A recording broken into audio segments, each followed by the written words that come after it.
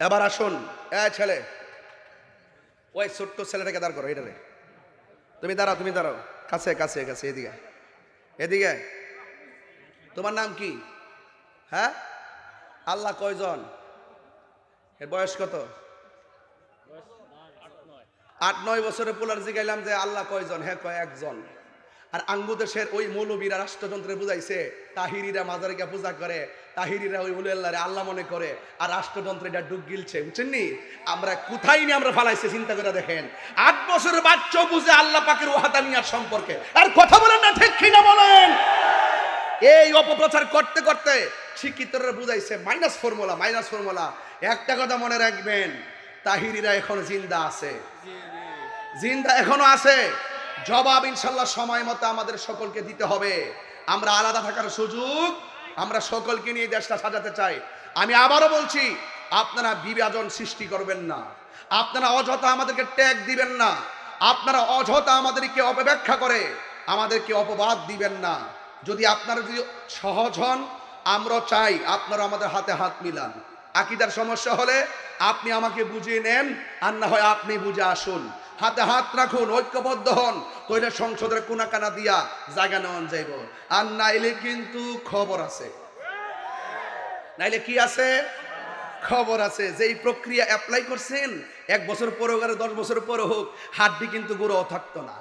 কবর থেকে লাশ তুলে আগুন ধরাই দিচ্ছেন না, এই সংস্কৃতি ভালো লক্ষণ না। আপনি যেই কবর থেকে তুলছেন তার জীবত কিন্তু বংশ কিন্তু মরছে না, একদিন সুযোগ পাইলে তারাও কিন্তু ছাই কইরা উড়াই দিব। কথা বলেন ঠিক না বেঠে? কথা বলেন ঠিক কিনা বেঠে? যেই খেলা দেখাইছেন, একসঙ্গে 90টা মাজার ভাঙছেন, এগুলো ভালো লক্ষণ না। তরিকাপন্থীরা কিন্তু ভেসে আসে নাই। আহলে সুন্নাত ওয়াল জামাত বানের জলে ভেসে আসা কচুরি পানা নয়। আমার কথা একটু গরম হয়ে যাচ্ছে, কারণ এখানে ওয়াহাদানিয়াতের ওয়াজ চলছে। আমার কনসেপ্ট ক্লিয়ার করতেছি। ওয়াকাদা রাব্বুকা আল্লা তা'বুদু ইল্লা ইয়াহ, আল্লাহ ছাড়া কারো ইবাদত করা যাবে না। বলুন, ইবাদত পাওয়ার মালিক কে? সন্দেহ আছে? সন্দেহ আছে? বাস, এই রাষ্ট্রযন্ত্রে ঘুম ভেঙে দিলাম রাত্রে 10টার সময় উঠে, যে তাহির হুজুর কি বলেছে। অনেক সাংবাদিক, অনেক মানুষ চুপি চুপি আসে, তাহির হুজুর কি বলে। তাহির হুজুর 22 বছর আগে যা বলে এখনো তাই বলে। আমাকে রাষ্ট্রযন্ত্রে গুরুত্বপূর্ণ জায়গা থেকে ফোন দিয়া বলে, আপনি কি চান? আপনি কি চান? আমি বলছি, আমি নবীর মোহব্বত চাই, আমি নবীর প্রেম চাই, আর কিছু চাই না। বলছি কি চান? আমি বলছি নবীর গোলামি চাই।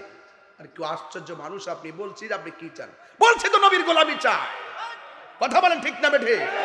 আরে বেটা, বিক্রি হইলে আর ডলার কামানোর ধান্দা থাকলে এতদিনে বহুত কিছু করে ফেলতে পারতাম। আমাদের নিজেদের লোকের টেরও পাইতো না। তাহিরি এক মুখে দুই কথা বলে না। কথা বলেন ঠিক না বেঠে?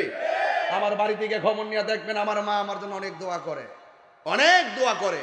এই দেখেন, ইবাদতের পাশাপাশি আমার প্রিন্সিপাল হুজুর এখানে বসা আছেন।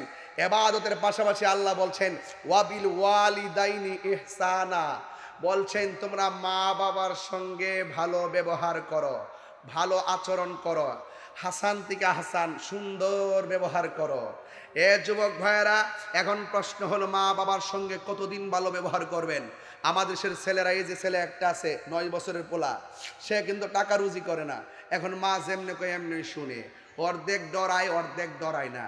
বয়সের তালে, আবহাওয়ার দোষে অনেক সময় মা বাপের কথা শুনে না, কিন্তু মা বাপরে ঠিকই মানে।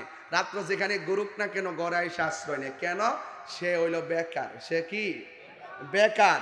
সে যখন বেকার, তখন তার টাকা নেওয়ার একটা কারখানা, এটা হলো মা বাবা। যখন সে সবল হয়ে যায়, তখন মা বাবা রুজি রোজগার বন্ধ হয়ে যায়। মা বাপ তখন ছোট হয়ে যায়, শিশু হয়ে যায়, আর সন্তান রোজগার করে। তখন কিন্তু সে আর এক থাকে না, সে একটা বাবায় ঘুরে। আমি টেহা রুজি করি, মা বাপের কথা শুনতাম কি লেগে। মা বাপ ঘরে ঘুরে থাকবো, আমাকে দৌড়ায় ধরতে পারবো?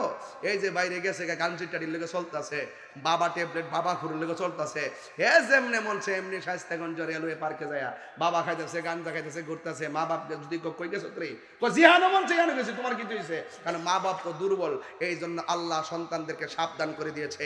আল্লাহ বলছেন ইম্মা ইয়াবলুগান্না ইনদাকাল কিবারা আহাদুহুমা আও কিলাহুমা, আল্লাহ বলছেন মা বাবার একজন অথবা দুইজন লোকজন যদি বৃদ্ধ হয়ে যায়, বৃদ্ধা হয়ে যায়, বয়স্ক হয়ে যায়, মা বাবার সঙ্গে কোনো অসৌজন্যমূলক আচরণ করা যাবে না। কেমন? কয় ফালা তাকুল্লাহুমা উফফি ওয়ালা তানহারহুমা। মা বাবার সঙ্গে এমন ভাবে ধমক দিয়ে কথা বলা যাবে না যে মা বাবা বলবে ওহ রে ফুত করলে কি। এই কথা যে বলবে, যেই সন্তান এমন কর্ম করছে, মা বাপ বলবে ওহ রে ফুত করলে কি। এই করলে কি বললে চলবে, আর হাত তুলে